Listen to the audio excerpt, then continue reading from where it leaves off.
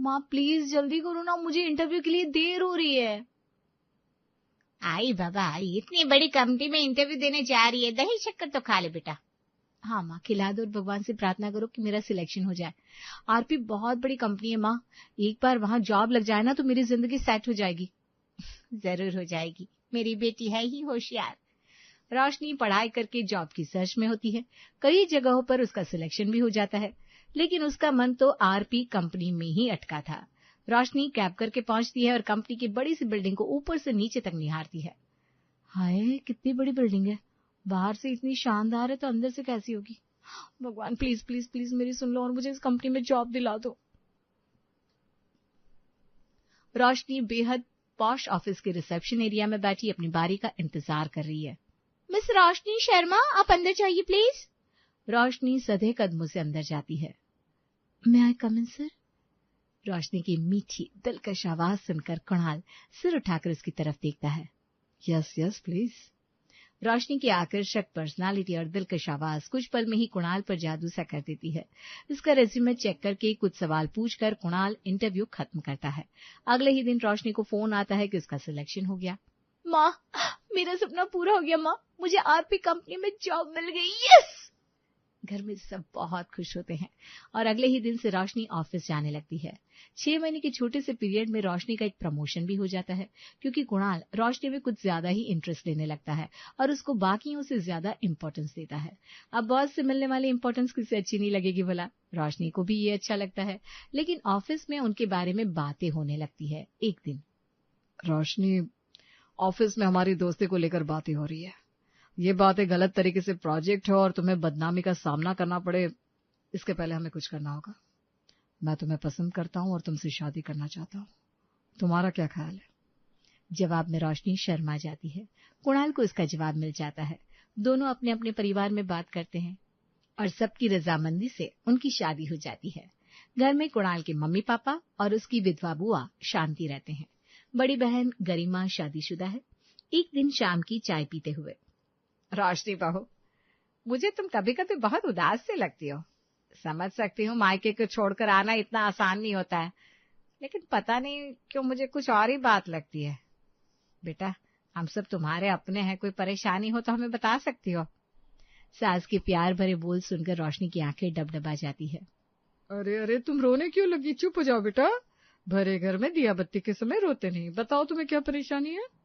सबके बार बार पूछने पर रोशनी अपने आप को रोक नहीं पाती और कहती है, दरअसल मुझे ना मेरे मोंटू की बहुत याद आती है।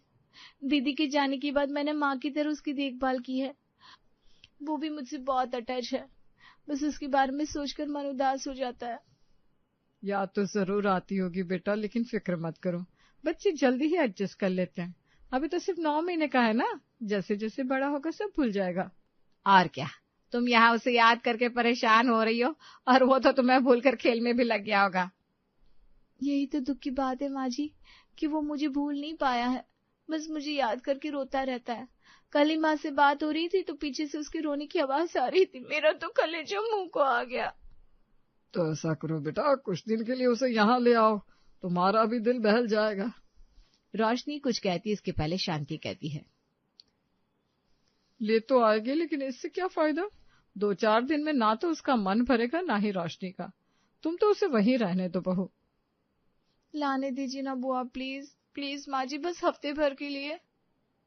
लेकिन मुझे छोटे बच्चे बिल्कुल भी पसंद नहीं है रोशनी, मुझसे उम्मीद मत करना कि मैं उसे संभालूंगा। और हमसे भी बहू, अब हमें छोटे बच्चे को संभालने की बिल्कुल आदत नहीं रही। कुणाल के बाद तो इस घर में कोई बच्चा भी नहीं आया। रोशनी के बार बार मिन्नतें करने पर आखिरकार बेमन से ही सही सब मान जाते हैं, लेकिन बस एक हफ्ते के लिए। रोशनी खुशी खुशी कुणाल के साथ जाकर मोंटू को लेकर आती है। मोंटू कुणाल को देखते ही उसकी गोद में आ जाता है। घर आकर, माँ जी, बुआ जी, बाऊ जी, देखिए कौन आया है घर में, नन्ना मेहमान आया है घर में। रोशनी की आवाज सुनकर सब हॉल में आते हैं। सबकी तरफ सहमी नजरों से देखता रुई की तरह सफेद और गोलू मोलू सा मोंटू सबका ध्यान अपनी ओर खींच लेता है। माँ जी, देखिए तो मोंटू कुणाल जी की गोद में कितना कंफर्टेबल है। वैसे तो ये शैतान इतनी जल्दी किसी के पास जाता नहीं। कुणाल मोंटू को सोफे पर बिठा देता है। मोंटू चारों ओर बड़ी बड़ी आंखों से टुकुर टुकुर देखता है। कितना प्यारा बच्चा है। सुरेश जी प्यार से मोंटू को गोद में उठा लेते हैं। उसी समय मोंटू सुसु कर देता है।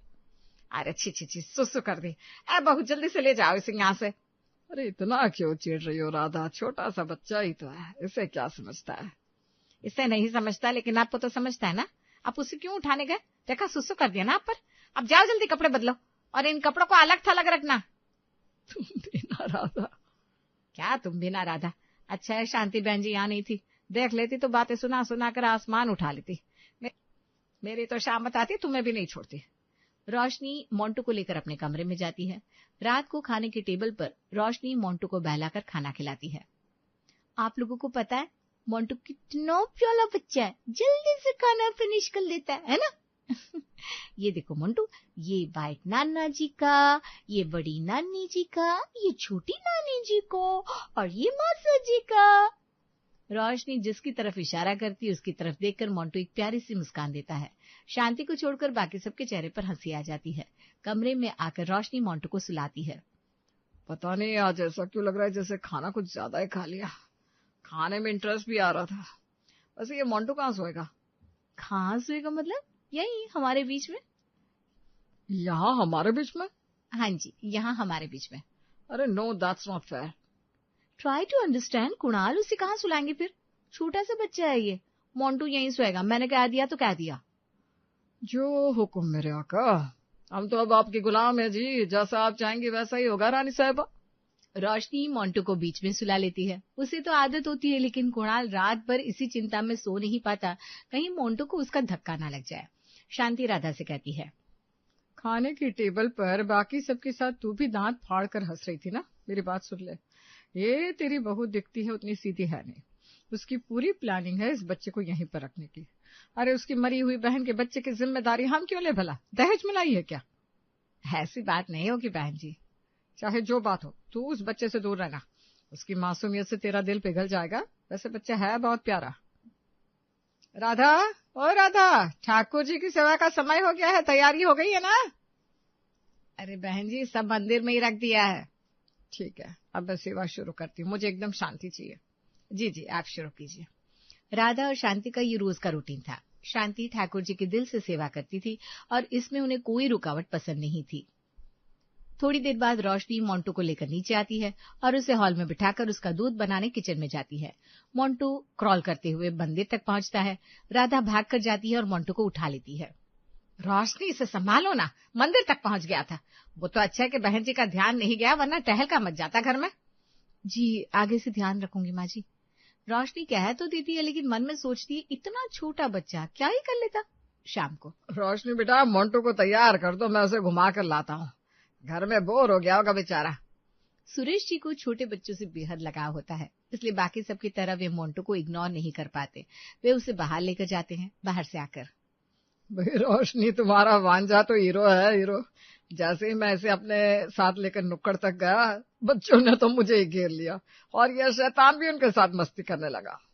ये ऐसा ही है बाबूजी, सबको अपना बना लेता है। इसके आगे तो सुनो, जब मैं अपनी मित्र मंडली में इसे लेकर गया तो वहां भी सबका दिल जीत लिया। अब तो जब तक ये यहाँ है, मैं इसे रोज अपने साथ लेकर जाऊंगा भाई। राधा ने सुरेश जी को काफी दिनों बाद इतना खुश और संतुष्ट देखा था। उन्हें भी खुशी होती है, लेकिन वो जताती नहीं। कुणाल ऑफिस से आता है तब मोंटू अपने खिलौनों से खेल रहा था। कुणाल को देखते ही वो क्रॉल करते हुए उसके पास जाता है तो कुणाल उसे झट से गोद में उठा लेता है। वाह जी वाह, देखो तो, कल तक तो इससे छोटे बच्चों से नफरत थी और अब इस पराये बच्चे पर कितना प्यार उड़ेल रहा है। इसे छोड़, जाकर कपड़े बदल पहले। कुणाल मोंटू को नीचे रखकर चला जाता है। रात को सोते समय नींद में मोंटू अपना हाथ कुणाल के ऊपर रख देता है। कुणाल को बहुत अच्छा लगता है और वो उसकी तरफ करवट लेकर सोता है। नींद में सोए हुए मासूम मोंटू पर कुणाल को बहुत प्यार आता है। दूसरे दिन सुबह रोशनी मोंटू को सोफे पर बिठाती है। मोंटू, मेरा प्यारा बच्चा, इधर ही बैठना, हाँ, कहीं जाना नहीं। रोशनी जानबूझकर ऐसा करती है। उसे अच्छे से पता था कि मोंटू मंदिर में जरूर जाएगा। शांति मंदिर में आरती कर रही होती है। तभी मोंटू फिर से चुपचाप वहां जाकर शांति के बाजू में बैठ जाता है और ताली बजाकर अपनी टूटी फूटी बोली में शांति की तरह आरती गाता है। उसकी यह हरकत देखकर शांति को उस पर गुस्से की बजाय प्यार आ जाता है। अरे ये शैतान फिर से यहाँ गया। बहन जी, मैंने रोशनी को जताया भी था, लेकिन कोई बात नहीं, मैं बिल्कुल गुस्सा नहीं हूँ। तुझे बताओ राधा, मुझे तो ऐसा लगा मानो स्वयं ठाकुर जी मेरे बाजू में बैठे हों। मेरे तो रोंगटे खड़े हो गए। अब से ये जब तक यहाँ है, इसे यहाँ आने से रोकना मत। शाम को सुरेश जी फिर से मंटू को लेकर बाहर जाते हैं और खुशी खुशी घर आते हैं। अब अनजाने में सब किसी न किसी बहाने से मोंटू के पास रहने के बहाने ढूंढने लगते हैं और उसके साथ खेलते हैं।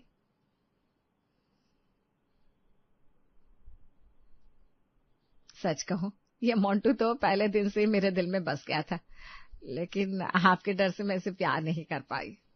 वो तो है, मेरे मन की शंका ने मुझे भी ऐसा करने से रोक कर रखा था, लेकिन इसने तो अपनी नटखट हरकतों से हम पर ऐसा जादू किया है कि पूछो मत। साक्षात कान्हा जी का रूप है। इसके आने के बाद से ना घर का माहौल बदल गया है, कितनी रौनक आ गई है। लेकिन अब जब ये चला जाएगा तो पूरे घर को फिर सुनसान कर देगा। आपको बताओ बहन जी, कुणाल के बाबूजी ने 2 दिन से बीपी की गोली भी नहीं ली है। छठे दिन बाहर से आने के बाद मोंटू को बुखार चढ़ जाता है और लूज मोशन हो जाते हैं।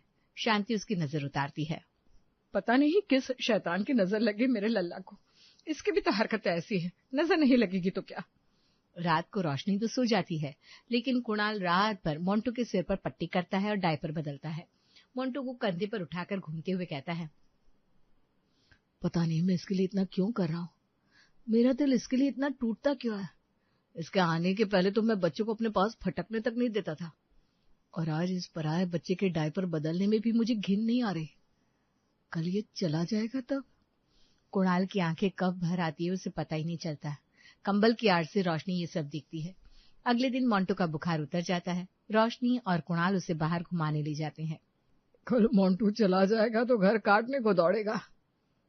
मेरा तो ठाकुर जी की सेवा में मन ही नहीं लगेगा। रोज मेरे बाजू में आकर बैठ जाता था नटखट। मुझे तो उसमें मेरे कुणाल की ही छवि नजर आती है। मेरा कुणाल भी बिल्कुल ऐसा ही तो था, नटखट, सबका ऐसे ही मन मोह लेता था। उसकी तो जाने के विचार से ही घबराहट हो रही है।